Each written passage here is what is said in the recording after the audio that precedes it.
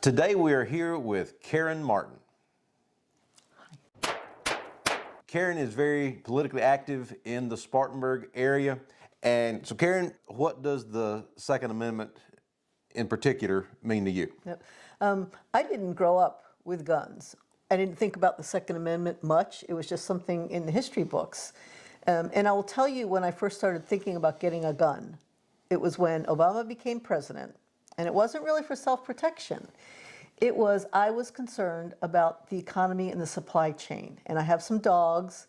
And really in the back of my mind, it was like, what would happen if something happened and I couldn't find dog food in the grocery store and my dogs would starve? I would want to wait to humanely euthanize them. And I realize that is a bizarre reason, but that was what first started clicking about, I might need a gun. And then once I started thinking about a gun, I thought about, the self-protection issues. And then I realized, well, I've never held a gun. I have to go get classes. So I came and got classes. And now I have 3 guns. Yes. Yeah. Well, what kind of stuff do you have right now? I have a long 38, a short 38, and then a flat black one, which I think is a 9. That I carry in my purse. That's the EZ that we Yes, we found? yes, Yep. you helped me buy that one. That's right. Yeah, so those are all good, especially small guns to conceal or have around the house. So what kind of stuff have you been working on lately as far as in the politics area, and then what other pet projects do you have going on right now? Well, you and I and your family, we all know each other from working with the Tea Party. And what we did is we did a lot of local activism. We worked on our school boards. We worked on county council. And our work in county council, we got a lot of liberty stuff done. We, kind of defeated some more liberal county council members. And as you remember, one of the things that came up during the time that we were working was this neighborhood gun thing about people shooting guns in their neighborhoods. And I think our influence and the relationships that we had with council, we got them to agree to appoint a citizen committee to look at this issue.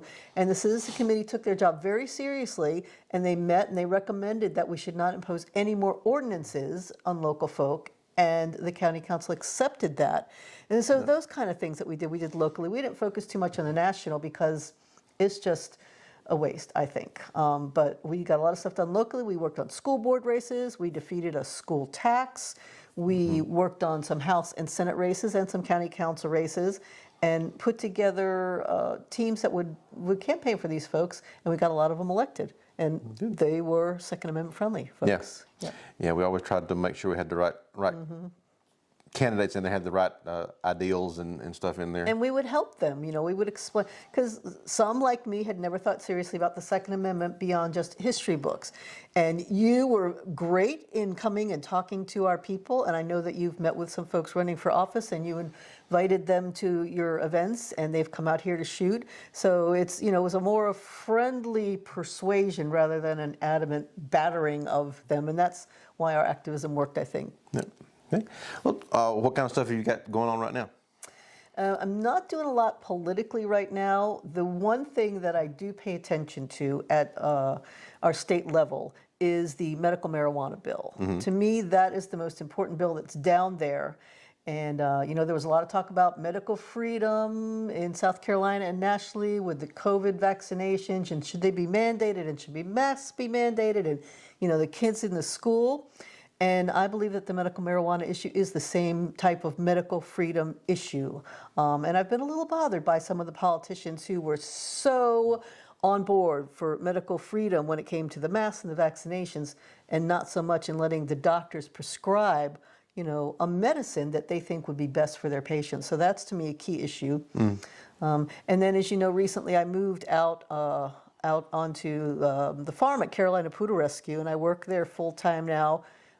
It's a rescue sanctuary. We have about 200 dogs on site at any time. And oh, gracious. 11 horses and 1 pig and some cats. And we do adoptions there. We take in the dogs that a lot of other rescues. We take the blind, the sick, the epileptics, the ones that can't walk, the ones that have behavior challenges. And if we can't rehabilitate them to the point where they can be rehomed, then they stay with us. They live in little play groups. They have outdoor time, and yeah, it's a good environment. Good. Good. That sounds like fun.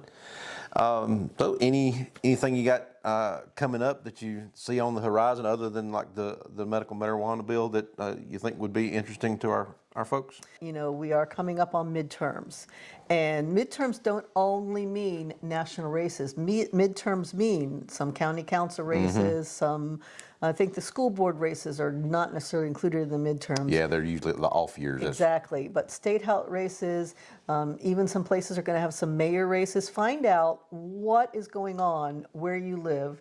I think that scvotes.org is a great place to find out what races are being run, what's coming up in November, and at least vote, but also volunteer and also have coffee with these people. If you feel strongly about the Second Amendment and you think you have some, you know, easy 1, 2, 3s that they need to learn, call up the candidates, have coffee with them. You'd be shocked at how they really want to hear what you have to say.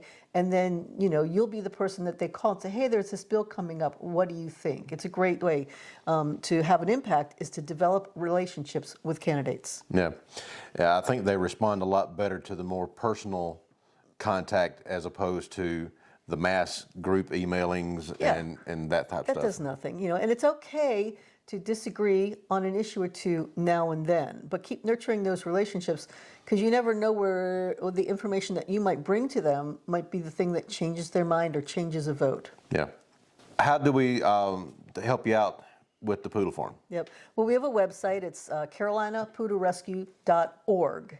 And you can go there. We have a donate button if you just want to help us with general expenses. Probably, I'm going to say a good 30 to 40% of our expenses are medical expenses, because we, like I said, we take in dogs that others don't want, or they can't handle. And the other thing you can do is, you know, you can look at our available dogs, and if you're interested in adopting a poodle mix, or a Great Pyrenees, or a Lab, or a Dachshund, we got all kinds of dogs that are not just poodles. You can maybe adopt from us. Sounds good. So check out Carolina Poodle Rescue. Check those guys out. And then check out doublelegalgunworks.com. Like and subscribe down at the bottom. And we'll talk to you later. Thanks. Bye. Thank you.